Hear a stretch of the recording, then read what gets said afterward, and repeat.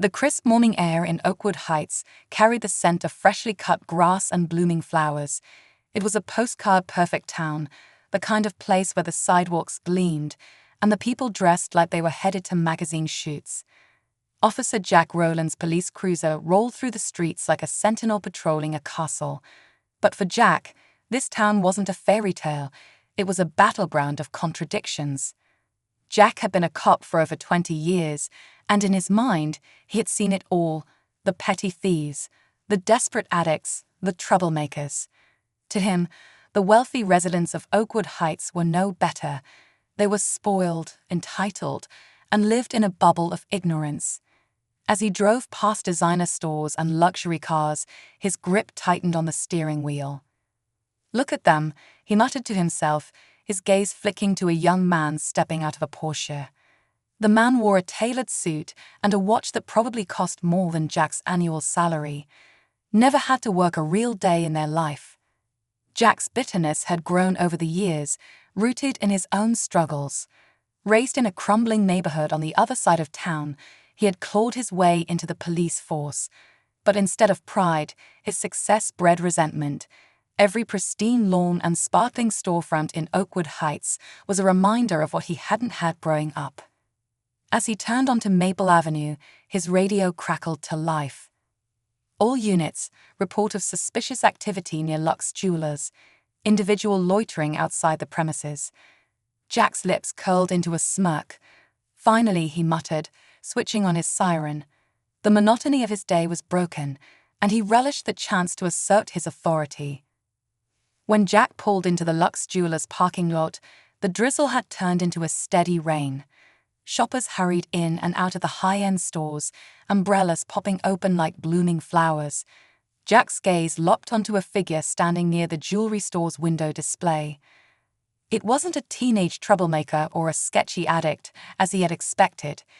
It was an elderly black woman, her rain bonnet tied neatly under her chin, and her warm coat draped over her shoulders. She clutched a small purse in her hands, her eyes fixed on the shimmering jewelry behind the glass. Jack's instincts, shaped more by bias than training, kicked in immediately. "What's she doing here?" he thought, suspicion clouding his judgment.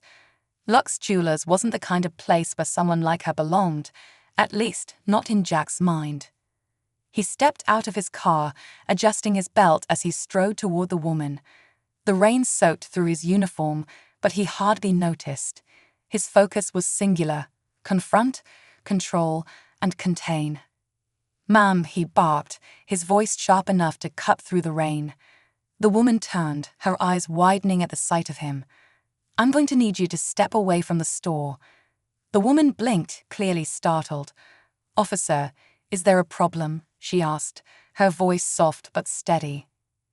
"We had reports of suspicious activity," Jack replied, his hand resting on his holster. "What are you doing here?" The woman's brow furrowed. "I was just looking at the display," she said. "My granddaughter's birthday is coming up, and I thought—" "Sure you were," Jack interrupted, his tone dripping with skepticism. "Why did you empty out that purse for me?" A small crowd had begun to gather, shoppers slowing their pace to watch the interaction. Some whispered among themselves, their expressions a mix of curiosity and concern. The woman clutched her purse tighter, her hands trembling. "I don't understand," she said, her voice tinged with confusion. "I haven't done anything wrong." Jack's jaw tightened. "Then you won't mind showing me what's in your purse," he said, his tone hardening. By now, the tension in the air was palpable. The crowd's murmurs grew louder, and Jack felt their eyes on him. But instead of questioning his actions, the scrutiny only fueled his determination. "Officer," the woman said, her voice calm but firm, "I haven't done anything to warrant this treatment. I'm just waiting for my grandson to pick me up." Jack scoffed, crossing his arms. "Waiting for your ride in front of Lux Jewelers," he said with a sneer. "That's convenient." The woman straightened her shoulders, her small frame radiating quiet dignity. "It's where he told me to meet him," she said. "I don't see how that's a crime." Jack felt his patience slipping. He took a step closer, towering over her. "You're loitering," he said, his voice rising. "This is private property. You can't just hang around here all day." "I've only been here for 10 minutes, she replied, her composure unwavering. "And I'm not bothering anyone." Her calm defiance only stoked Jack's frustration. He leaned in, his voice low and menacing. "Let me see some identification," he demanded. "I'm sorry, officer," the woman said, shaking her head slightly. "But I don't believe I'm required to show you my ID. I haven't broken any laws." The crowd's whispers turned into outright protests. "Leave her alone," someone called out. Others began recording the scene on their phones, their cameras trained on Jack and the woman. Jack's face flushed with anger. He felt his authority slipping away, and he couldn't allow that. "That's it," he growled, pulling out his handcuffs. "You're under arrest for trespassing and resisting authority." The woman's eyes widened in shock. "You can't be serious," she said. Jack didn't respond. He grabbed her arm, spinning her around and snapping the cuffs onto her wrists. The crowd gasped, their outrage audible. "You people never learn," Jack muttered as he guided her toward his cruiser. "This isn't your part of town. You don't belong here." The woman winced as the cuffs bit into her wrists, but she held her head high. "Officer," she said quietly, "this isn't right, and you know it." Jack ignored her, shoving her into the back seat. As he climbed into the driver's seat, he caught sight of his reflection in the rearview mirror. For a brief moment, doubt flickered across his face, but he quickly pushed it aside. "I'm just doing my job," he told himself, "keeping the streets safe." As he drove toward the station, the rain continued to fall, each drop a reminder of the storm brewing within him, a storm he wasn't ready to face. The unraveling begins. The rain was relentless, pounding against the windshield of Jack's patrol car as he drove to the precinct. Inside the cruiser, the atmosphere was heavy with tension. Ella Moore sat silently in the back seat, her hands resting on her lap, the cold bite of the handcuffs a constant reminder of her situation. Yet her demeanor was calm, composed even. She stared out of the rain-speckled window as if seeing something far beyond the blurred streets of Oakwood Heights. Jack, on the other hand, gripped the steering wheel tightly, his knuckles turning white. His mind churned with frustration and indignation, though a nagging sense of unease gnawed at the edges of his thoughts. The way the crowd had reacted, the way Ella had spoken with such calm authority, it all unsettled him in ways he couldn't quite understand. But Jack wasn't the type to admit doubt, not even to himself. "You think you can just loiter in a place like that and not raise suspicion?" Jack muttered, glancing at Ella through the rearview mirror. "People like you always think the rules don't apply." Ella's gaze shifted from the window to meet Jack's eyes in the mirror. There was no anger in her expression, no outrage, just a quiet strength that made Jack look away almost instantly. "Officer," she said softly, her voice steady despite the situation, "do you truly believe I don't belong in this town? In that store?" Jack didn't respond immediately. The question felt like a trap, though he couldn't quite articulate why. Instead, he focused on the road ahead, the familiar route to the station offering a semblance of normalcy. "You don't get to ask me questions," he finally snapped. "You're the one being taken in, not me." Ella sighed, leaning back against the seat. "It's not about asking questions, officer," she replied. "It's about understanding. But I suppose that's not something you're interested in today." Her words stung in a way Jack couldn't explain.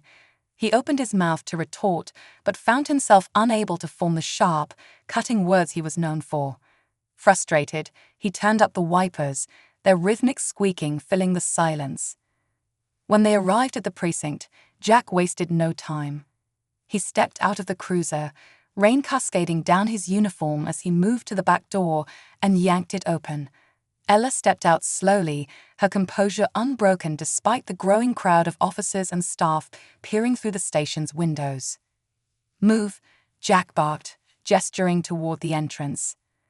Ella complied, her steps measured and deliberate. She walked with her head held high, her presence somehow commanding despite the cuffs around her wrists.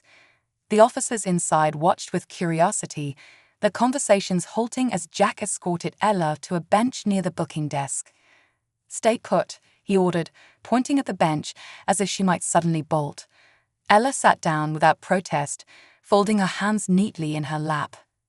Jack turned to the booking officer, Officer Davis, who was mid-conversation with another officer. Davis looked up as Jack approached, his brow furrowing slightly. "Who's this?" Davis asked, nodding toward Ella. "Caught her loitering outside Lux Jewelers," Jack said, his voice clipped. "Wouldn't show me ID, gave me some lip, so I brought her in." Davis raised an eyebrow, glancing back at Ella. "She doesn't exactly look like the shoplifting type," he remarked. Jack bristled. "Doesn't matter what she looks like. She was acting suspicious, and I was doing my job." Davis shrugged. "If you say so." He handed Jack the necessary forms. "You know the drill." Jack sat at a nearby desk, his pen scratching against the paper as he filled out the report. Despite his outward confidence, a growing sense of unease gnawed at him. Something about Ella didn't fit into the neat categories he had built in his mind. She wasn't angry, she wasn't scared, and she certainly wasn't what he had expected. It was as if she knew something he didn't. As Jack finished the paperwork, the station's atmosphere suddenly shifted. The door to the captain's office flew open, and Captain Marcus Grant stepped out. Grant was a tall, imposing figure with a reputation for being fair but firm. His presence alone was enough to command respect, and the sharpness in his eyes that day made the entire room sit up straighter. "Wilson," Captain Grant called out, his voice cutting through the low murmur of the station. "In my office." "Now." Jack froze, his pen hovering above the paper. The captain rarely raised his voice, and when he did, it was never a good sign. Jack glanced at Ella, who sat quietly, her expression unreadable, then back at the captain. "Sir, I was just—" "Now," Grant interrupted, his tone brooking no argument. Jack stood reluctantly, his stomach tightening as he followed the captain into his office. The door closed behind them with a heavy thud, sealing Jack in a space that suddenly felt much smaller than it usually did. "What's going on, sir?" Jack asked, trying to keep his voice steady. Captain Grant leaned against his desk, his arms crossed over his chest. "What's going on," he began, his voice low but firm, "is that you've just arrested Ella Moore." Jack blinked, confused. "Ella Moore," he repeated. "Who's Ella Moore?" The captain's eyes narrowed. "Ella Moore is the newly appointed director of the city's Police Oversight Committee." The words hit Jack like a freight train. His mind raced, trying to piece together the implications of what he'd just heard. Oversight Committee, director? His mouth went dry. Jack stammered, that can't be right." "Oh, it's right," Grant said, his voice sharp. "And it gets better. She was at Lux Jewelers waiting for her grandson to pick her up.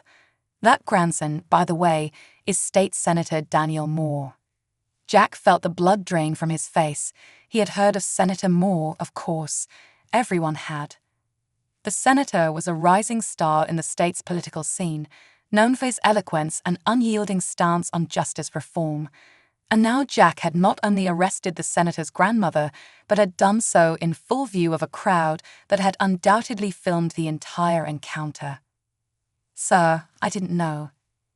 "That's the problem, Wilson," Grant cut him off. "You didn't know because you didn't bother to find out.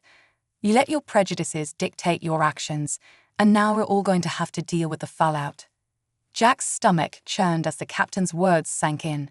He had always prided himself on his instincts, on his ability to read people. But now those same instincts had betrayed him, leading him to humiliate a woman who not only held significant power, but also represented everything Jack claimed to stand for as an officer. "What do I do?" Jack asked, his voice barely above a whisper. Captain Grant sighed, pinching the bridge of his nose. "You're going to start by apologizing. And then, Wilson, you're going to figure out how to fix this. Because if you don't, your career in this department is over." Jack nodded numbly, his mind a whirlwind of regret and fear. As he left the office, the weight of his actions settled heavily on his shoulders. For the first time in his career, Jack wasn't sure if he could navigate his way out of the mess he had created. Outside the captain's office, Ella was still seated on the bench. Her calm demeanor hadn't wavered, but there was a sadness in her eyes that hadn't been there before. Jack approached her slowly, his heart pounding in his chest. "Miss Moore," he began, his voice unsteady. I didn't know. I didn't mean." Ella looked up at him, her gaze piercing. "Didn't mean to what, Officer Wilson? To assume I didn't belong. To treat me as less than human." Jack opened his mouth to respond, but found himself unable to speak. Ella's words had struck at the very core of his actions, exposing truths he hadn't been ready to face. "You have a lot to learn," Ella said, standing up. "And I hope, for your sake and for everyone else's, that you take this opportunity to do so." With that, she turned and walked toward the captain's office, leaving Jack to grapple with the weight of her words and the realization that his world had begun to unravel. Confronting the fallout, Jack sat alone at his desk in the precinct, his head resting in his hands. The quiet hum of activity around him only amplified the storm of emotions swirling within. His colleagues, though tactful enough to avoid overt staring, exchanged glances filled with whispers of what had unfolded. Word spread fast in the station, and it seemed like everyone now knew what Jack had done. He had prided himself on his years of service, his ability to read people, and his belief that his instincts were sharper than most. But now, for the first time, Jack couldn't trust his own judgment. His gut, the thing he had relied on for over 20 years, had betrayed him. And it had betrayed him in the most public and humiliating way possible. Arresting Ella Moore wasn't just a mistake. It was a catastrophic error that threatened to unravel his entire career. "Wilson," Captain Grant's voice boomed from across the room, jolting Jack out of his thoughts. The captain motioned for Jack to join him, his face unreadable. Jack sighed heavily, rising to his feet. Each step toward the captain's office felt heavier than the last. The weight of his actions clung to him like a wet coat, suffocating and inescapable. He opened the door and stepped inside, greeted once again by the stern expression of Captain Grant, and to his discomfort, Ella Moore, who sat composed in a chair by the captain's desk. Her presence filled the room with a quiet authority. She wasn't loud or demanding, but her very demeanor commanded respect. Jack couldn't bring himself to meet her eyes, keeping his gaze fixed on the floor as he stood awkwardly near the door. "Sit," Captain Grant said, motioning to the chair beside Ella's. Jack complied, his movements stiff and mechanical. For a moment, silence hung in the room, thick and suffocating. Finally, Ella spoke, her tone calm but firm. "Officer Wilson," she began, "I've taken some time to reflect on what happened today. And while I've decided not to press charges, I believe this incident needs to be addressed in a meaningful way." Jack's throat tightened. He wasn't sure what was worse, facing disciplinary action or being forced to confront the deep-seated prejudices that had led him here. Ella continued, her gaze unwavering. "I understand that being a police officer isn't an easy job. You're tasked with making quick decisions, often in high-pressure situations. But what happened today wasn't about a split-second decision. It was about assumptions. Dangerous, harmful assumptions that could have had far worse consequences." Jack felt the sting of her words, each one cutting deeper than the last. He wanted to defend himself, to explain that he was just doing his job, but deep down he knew she was right. His actions hadn't been based on evidence or observation. They had been driven by bias. "I'm not here to destroy your career, Officer Wilson," Ella said, her tone softening slightly. "But I am here to challenge you, to push you to confront the prejudices that led to this moment, because whether you realize it or not, those prejudices don't just harm the people you interact with, they harm you too." Jack glanced at Captain Grant, who nodded solemnly. "She's right, Wilson," the captain said. "We've talked about this before, about the need to set aside bias and treat everyone equally. You've always been a good cop, but this incident shows that you've got some serious work to do." Ella leaned forward slightly, her hands resting on her knees. "I've spoken with the chief, and we've agreed on a course of action," she said. "You'll be required to attend a comprehensive diversity and bias training program. In addition, you'll participate in community outreach initiatives, real, hands-on work that will help you connect with the people you serve. And Officer Wilson, I'll be personally overseeing your progress." Jack's eyes widened in surprise. "You'll be overseeing it," he echoed, his voice tinged with disbelief. "Yes," Ella replied simply. "As the director of the Police Oversight Committee, it's my responsibility to ensure that incidents like this don't happen again. And that starts with holding officers like you accountable." Jack bristled at the word accountable. It felt like a slap in the face, a direct attack on his pride. But as he sat there, the reality of his situation began to sink in. He wasn't being given a choice. If he wanted to keep his badge, he'd have to comply. "I understand," he said finally, his voice low. "I'll do whatever is required." Ella nodded, seemingly satisfied with his response. "Good," she said, "because this isn't just about checking boxes, Officer Wilson. This is about real growth, real change, and that starts with you." A hard look in the mirror. After the meeting, Jack returned to his desk, his mind a whirlwind of conflicting emotions. He knew he should feel grateful that Ella had chosen not to press charges, but instead, he felt humiliated, exposed. His actions had been laid bare, not just to his colleagues, but to himself. And what he saw wasn't the proud, capable officer he had always imagined himself to be. It was someone driven by anger, bitterness, and fear. That night, Jack sat alone in his small, sparsely furnished apartment. The sounds of the city filtered through the thin walls, the hum of traffic, the occasional bark of a dog, the muffled laughter of neighbors. Normally, these sounds were a comfort, a reminder that life went on. But tonight, they only heightened his sense of isolation. He stared at the stack of training materials Captain Grant had handed him earlier in the day. The words, "implicit bias training," were printed in bold letters on the cover. Jack picked up the first booklet, flipping through its pages with a mixture of curiosity and resentment. The exercises inside seemed overly simplistic, scenarios designed to challenge assumptions, questions meant to provoke self-reflection. "This is ridiculous," Jack muttered under his breath, tossing the booklet onto the coffee table. But even as he said it, a small voice in the back of his mind whispered otherwise. The first steps toward change. The next morning, Jack arrived at the community center where the first session of his bias training was scheduled to take place. The building was a far cry from the pristine precinct he was used to. Its paint was chipped, its floors scuffed from years of use. Yet it buzzed with energy. Children ran through the halls, their laughter echoing off the walls, while volunteers distributed food and clothing to those in need. Jack felt out of place as he stepped inside, his uniform drawing curious glances from the center's patrons. He spotted Ella almost immediately. She stood near the entrance, speaking with a group of volunteers. When she saw Jack, she excused herself and walked over to him. "Officer Wilson," she said, her tone neutral. "I'm glad you made it." Jack nodded stiffly, unsure of how to respond. Ella gestured for him to follow her, leading him to a small classroom at the back of the building. Inside, a diverse group of people sat in a circle, their chairs arranged to encourage conversation. Jack hesitated for a moment before taking a seat. The session began with introductions. Each person shared a little about themselves, their background, their experiences, and what had brought them to the training.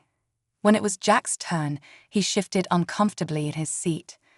"My name is Officer Jack Wilson," he said, his voice gruff. "I've been a cop for over 20 years, and I'm here because I made a mistake." Ella, seated across from him, gave a small nod, her expression encouraging. "What kind of mistake, Officer Wilson?" one of the facilitators asked. Jack hesitated, the weight of the moment pressing down on him. Finally, he took a deep breath and said, "I let my assumptions get the better of me. I arrested someone based on nothing more than a feeling, based on prejudice." The room fell silent, the weight of his words hanging in the air. For the first time, Jack felt the full gravity of what he had done, not just to Ella, but to himself and the community he had sworn to serve. The depth of understanding.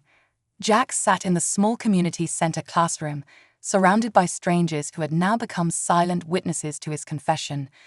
The weight of his words felt heavy, almost suffocating, but in that moment he realized something profound. Acknowledging his mistake was the first honest thing he'd done in years. The facilitator gave a slight nod, signaling for him to continue. "I didn't ask questions," Jack said, his voice quieter now, almost reflective. "I didn't try to understand her situation. I just assumed. And that assumption wasn't based on anything she did. It was based on her appearance. That's not something I'm proud of." The room remained quiet, but the energy had shifted. The initial tension that had filled the space seemed to soften, replaced by a shared understanding that Jack's journey towards self-awareness had only just begun. Ella, seated across the circle, regarded him thoughtfully. "It takes courage to admit that," she said finally. "But acknowledgement is just the beginning, Officer Wilson. What comes next is harder, the work of undoing years of ingrained bias and rebuilding trust." Jack nodded stiffly, unsure how to respond. He had spent years operating on autopilot, convinced that his instincts and judgments were infallible. Now that confidence had been shattered, and he was left staring at the pieces of his identity, unsure how to put them back together. The training begins. The bias training sessions were unlike anything Jack had experienced before. Each day brought new challenges that forced him to confront uncomfortable truths about himself and the world he had taken for granted. On the second day, the facilitator, a sharp but compassionate woman named Dr. Lin, handed out a stack of cards to the group. Each card contained a short scenario, and the participants were asked to reflect on their immediate reactions. Jack's card read, "A young black man is walking through a predominantly white neighborhood late at night. He's wearing a hoodie and has his hands in his pockets. What's your first thought?" Jack stared at the card, his stomach tightening. The scenario was uncomfortably familiar, echoing countless situations he had encountered during his years on the force. He had always justified his actions in such moments by telling himself he was protecting the community. But now, sitting in this room, the underlying assumptions behind those actions were glaringly obvious. "My first thought," Jack admitted reluctantly, "is that he's probably up to no good, that he doesn't belong there." Dr. Lin nodded, her expression neutral. "And why do you think that is, Officer Wilson? What about this young man's appearance or actions leads you to that conclusion?" Jack opened his mouth to respond, but found himself at a loss for words. He glanced around the room, noticing the mix of expressions on the faces of the other participants. Some were empathetic, others skeptical. Finally, he sighed and said, "Because I've seen it before. A guy like that, in a place like that, it usually doesn't end well." Dr. Lin leaned forward slightly. "And when you say a guy like that, what do you mean? Are you referring to his race, his clothing, his demeanor? Let's unpack that." The discussion that followed was intense, pushing Jack to examine the layers of bias and prejudice that had influenced his thinking for decades. For the first time, he began to question not just his assumptions, but the systemic structures that had reinforced them. It was an uncomfortable process, but as the days went on, Jack started to see the world, and his role in it, with new eyes. A visit to the community. As part of the training, Jack was required to spend time volunteering in the Oakwood Community Center, the same place where the sessions were held. His initial reluctance was palpable. He wasn't used to being outside the structured hierarchy of the police force, and the idea of mingling with the very people he had spent years policing felt alien and uncomfortable. But Ella, ever the steady guide, insisted that the experience would be transformative. "You can't understand people if you don't know them, Officer Wilson," she said, "and you can't know them if you don't spend time in their world." Jack's first assignment was to assist with the center's after-school program, which provided tutoring and mentorship to children from underserved neighborhoods. When he arrived, the room was a whirlwind of activity, children laughing, talking, and occasionally squabbling as they worked on homework or played games. One boy, no older than 10, caught Jack's attention. He sat at a table in the corner, his brow furrowed as he stared at a math worksheet. Jack hesitated for a moment before approaching him. "Hey there," Jack said, his voice softer than usual. "Need some help?" The boy looked up, his eyes wide with surprise. "You're a cop," he said bluntly, his tone a mix of curiosity and wariness. Jack nodded, pulling out a chair and sitting down beside him. "Yeah, I am. But today, I'm just here to help with math. What's giving you trouble?" The boy hesitated, then pushed the worksheet toward Jack. As they worked through the problems together, Jack felt a strange sense of connection. This boy, with his bright eyes and quick mind, wasn't so different from the kids Jack had grown up with in his own struggling neighborhood. He saw pieces of himself in the boy's determination and frustration, and for the first time, he wondered how his own biases might have shaped his interactions with kids like this one in the past. Confronting the past. As Jack continued his community outreach, he began to see the ripple effects of his actions and his biases more clearly. One afternoon, while helping with a food drive, he overheard a conversation between two women. "Did you hear about that cop who arrested Ms. Moore?" One of them said, her voice low but animated. "Can you believe it? The nerve." "I heard," the other woman replied, shaking her head. "It's just another reminder that people like us have to be careful, even in our own neighborhoods." Jack felt a pang of shame as their words sank in. He had never considered how his actions might impact the broader community, how his snap judgments could sow fear and distrust. It wasn't just about Ella Moore, it was about every person who had been on the receiving end of his assumptions. That evening, Jack sat down with Ella for the first of what would become many one-on-one conversations. She listened patiently as he shared his thoughts, his regrets, and his growing understanding of the harm he had caused. "You're starting to see it now," Ella said gently. "The bigger picture. This isn't just about you, Officer Wilson. It's about the systems we're all a part of, and it's about what we choose to do with the power we have." Jack nodded slowly. "I spent so many years thinking I was doing the right thing," he said, "but now I'm not so sure." Ella smiled, a hint of warmth in her expression. "The fact that you're questioning it is a good start," she said, "but the real work is in what you do next. Redemption and change." Jack sat in his car outside the community center, the engine idling as he stared at the building. It had been nearly 6 weeks since his journey into bias training and community outreach began. In that time, Jack had been forced to confront the parts of himself he had spent years ignoring or justifying. Now, as he prepared to meet Ella Moore for what might be the most significant conversation of his life, he felt a mixture of apprehension and resolve. The Jack Wilson of 6 weeks ago wouldn't have recognized the man he was today. He wasn't the bitter, angry officer clinging to his assumptions and prejudices, but he also wasn't entirely free of them yet. Growth, he had learned, wasn't linear, and it wasn't easy.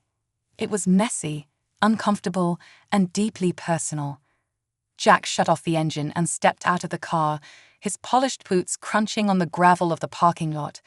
He took a deep breath and walked into the center, nodding to the receptionist who greeted him warmly. Over the past weeks, the community center had become a second home of sorts, a place of learning, reflection, and connection. Ella's vision for change.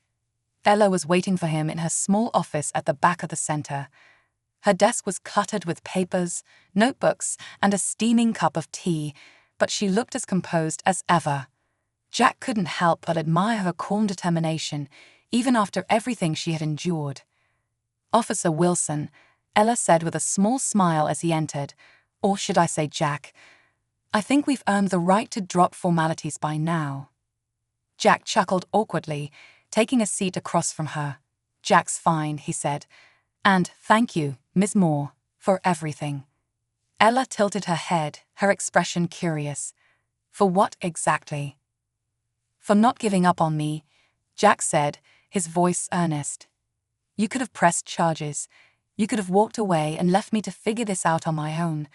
But you didn't. You stayed. You challenged me.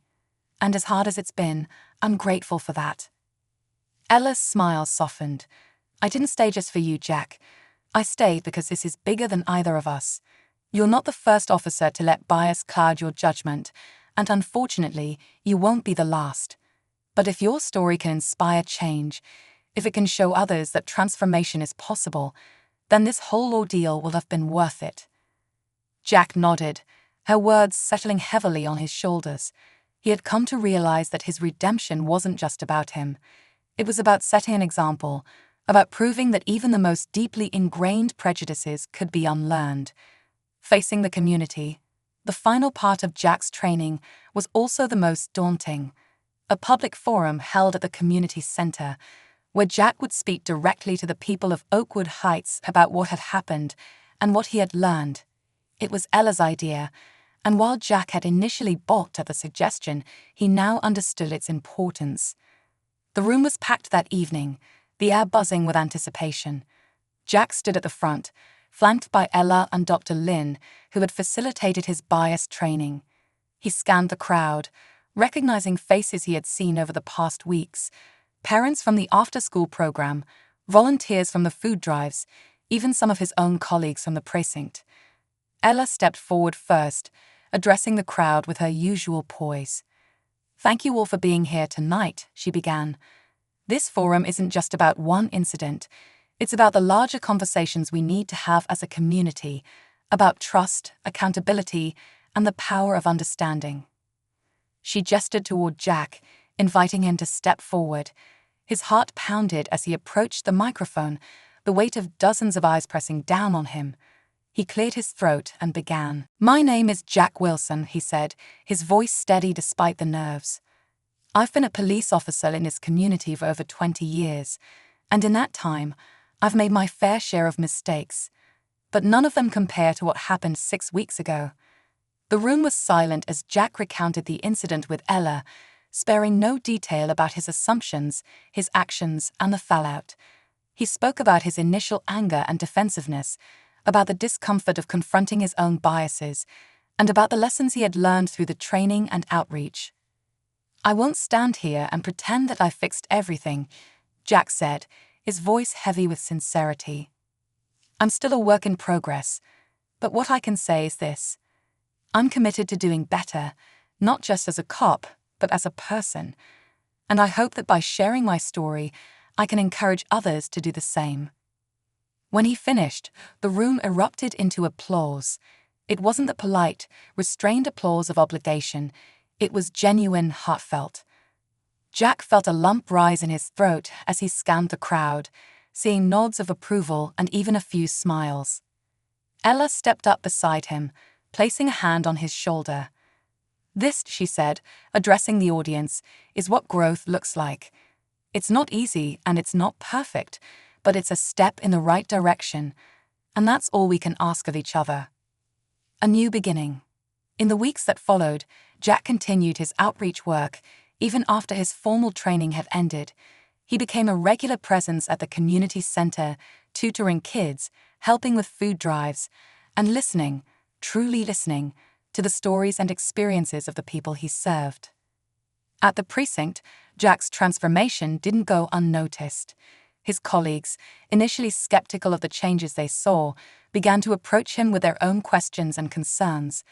Some even expressed interest in participating in similar training programs inspired by Jack's journey. Ella, ever the advocate for systemic change, worked tirelessly to implement new policies within the police department.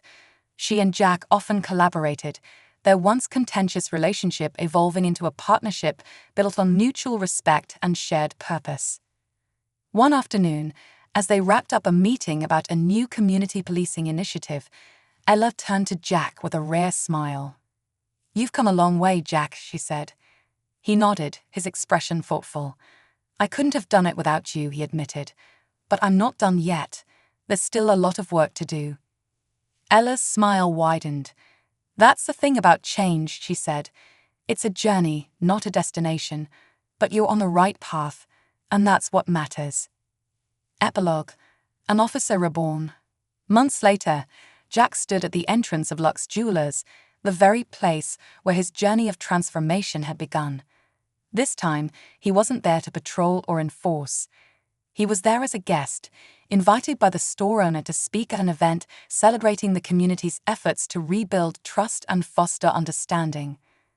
As Jack took the microphone, he glanced at Ella, who sat in the front row, her gaze steady and encouraging. He took a deep breath and began to speak, his voice carrying the weight of a man who had learned, grown, and changed. Today, I stand before you not just as a police officer, but as a member of this community. I've learned that it's not enough to protect and serve, we must also listen, learn, and grow. And I'm here to tell you that change is possible. It's not easy and it's not quick, but it's worth it, for all of us. The applause that followed was thunderous, echoing through the store and out into the streets of Oakwood Heights. Jack smiled, a genuine smile that carried with it the hope of a brighter, more inclusive future. And for the first time in years, he felt truly at peace. Bridging the divide. Months had passed since Jack's public apology and the community forum. While life in Oakwood Heights had returned to its usual rhythm, there was an undeniable shift in the air, a growing sense of mutual understanding between the police department and the community it served. At the heart of this transformation was Jack Wilson, a man who had gone from being a symbol of entrenched prejudice to a surprising advocate for change. But for Jack, the journey was far from over. Every day brought new challenges, new reminders of the work still to be done, and while he no longer approached his job with the same bitterness and cynicism that had defined his earlier years, he understood that breaking old habits required constant vigilance and effort. A call to action. It was a brisk autumn morning when Jack found himself back at the community center, now a familiar and welcoming space. The after-school program had expanded, thanks in part to Jack's efforts to secure funding from the department's community outreach budget. Children's laughter echoed through the halls as volunteers prepared snacks and organized activities. Ella was in her office, poring over a stack of documents. Her role as director of the Police Oversight Committee had only grown more demanding, but she carried the weight with her characteristic grace. Jack knocked lightly on the doorframe before stepping inside. "Busy as always," he said with a small smile. Ella looked up, her face softening at the sight of him. "Jack," she said warmly, "what brings you by today?"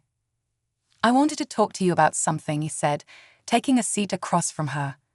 "Something I've been thinking about for a while now." Ella set down her pen and folded her hands on the desk. "I'm listening." Jack hesitated, collecting his thoughts. "You've helped me see things differently," he began. "Not just about myself, but about the way we, as a department, interact with the community. And while the training and outreach programs have been great, I think we need to do more, something bigger."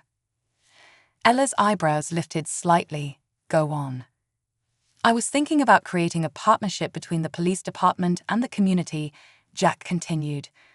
"A permanent initiative that focuses on building trust and fostering collaboration. Not just one-off events or programs, but a real, sustained effort." Ella leaned back in her chair, considering his words. "That's ambitious," she said, "but also necessary. What do you have in mind?" Jack's eyes lit up with a mix of determination and nervous energy. "I want to call it the Bridge Initiative. The idea is to create a literal and metaphorical bridge between law enforcement and the community. We'd have joint workshops, town hall meetings, youth mentorship programs, and even ride-along opportunities where residents can see what it's like to be a cop. And in turn, officers would spend time in the community, not as enforcers, but as participants, attending events, helping with projects, and just being present." Ella smiled, her admiration for Jack evident. "That's a bold idea," she said, "but it could make a real difference. Have you talked to Captain Grant about this?" "Not yet," Jack admitted. "I wanted to get your input first. You've been my guy through all of this, Ella. I couldn't do it without you."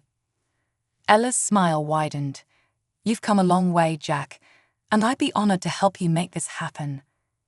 The Bridge Initiative. Convincing Captain Grant and the higher-ups at the department wasn't easy. Jack's proposal faced resistance from some of his colleagues, who viewed it as an unnecessary diversion from their primary duties. But Jack, bolstered by Ella's support, refused to back down. He presented data showing how community-oriented policing reduced crime and built trust, and he shared personal anecdotes from his time at the community center. Eventually, the department approved a pilot program for the Bridge Initiative. The announcement was met with cautious optimism from the community, many of whom were still skeptical of the police's intentions. Jack understood their hesitation. Trust wasn't built overnight. But he was determined to prove that this wasn't just another empty promise. The first major event under the Bridge Initiative was a community cleanup day. Jack and a group of officers joined residents to pick up litter, plant trees, and repaint fences in one of the town's neglected neighborhoods. At first, the interactions were awkward, with both sides unsure of how to engage. But as the day went on, the barriers began to break down. Jack found himself working alongside a teenage boy who reminded him of the kid he had tutored during the after-school program. "You really a cop?" the boy asked, eyeing Jack skeptically as they painted a mural together. "Sure am," Jack replied, handing him a paintbrush. "Why? Do I not look the part?" The boy shrugged. "You don't act like most cops I've met." Jack paused, considering his response. "Maybe that's because I've learned that being a good cop isn't just about enforcing the law," he said. "It's about listening, understanding, and working with people, not against them." The boy didn't reply, but the small smile that crossed his face told Jack that his words had resonated. Rebuilding trust. Over the next several months, the Bridge Initiative gained momentum. Officers who had once scoffed at the idea began to see its value, not just for the community but for themselves. They attended town halls, sat in on bias training sessions, and even participated in a reverse ride-along program where they spent a day shadowing community leaders like Ella. Jack, meanwhile, became a central figure in the initiative, splitting his time between his regular duties and his new role as a liaison between the department and the community. The work was exhausting, but it was also deeply fulfilling. For the first time in years, Jack felt like he was making a real difference, not just solving crimes, but preventing them by addressing the root causes of mistrust and division. One of the most impactful moments came during a youth mentorship event. Jack was paired with a high school senior named Malik, who had been on the verge of dropping out after a series of run-ins with the law. Over the course of several weeks, Jack and Malik developed a bond, sharing stories about their struggles and dreams. "You know," Malik said one afternoon as they shot hoops at the community center, "I used to hate cops. Thought you were all the same, out to get people like me." Jack nodded, wiping sweat from his brow. "I used to think the same way about kids like you," he admitted. "But we're both wrong, aren't we?" Malik grinned. "Yeah, I guess we are." A new legacy. By the end of the first year, the Bridge Initiative had transformed Oakwood Heights. Crime rates had dropped, but more importantly, the animosity between the police and the community had begun to fade. Jack's efforts hadn't gone unnoticed. He received a commendation from the mayor, and even his harshest critics in the department had to admit that the program was a success. But for Jack, the real reward came in the form of the relationships he had built. He no longer saw his badge as a symbol of authority. It was a tool for service, a reminder of his responsibility to the people he had once judged so harshly. One evening, as Jack walked through the community center after another successful event, he paused by Ella's office. She was sitting at her desk, her face illuminated by the soft glow of her computer screen. "Heading out?" she asked, glancing up. "Yeah," Jack replied, "but I wanted to say thanks. For everything." Ella stood and walked over to him, her smile warm. "I didn't do this for you, Jack. I did it for all of us. But you've proven that people can change, and that gives me hope." Jack nodded, his chest tightening with emotion. "It's not just about me," he said. "It's about the community, about all of us working together, and I'm not stopping here." Ella extended her hand, and Jack shook it firmly. In that moment, he knew that this wasn't the end of his journey. It was the beginning of something greater. Together, They had built a bridge, and together they would continue to cross it.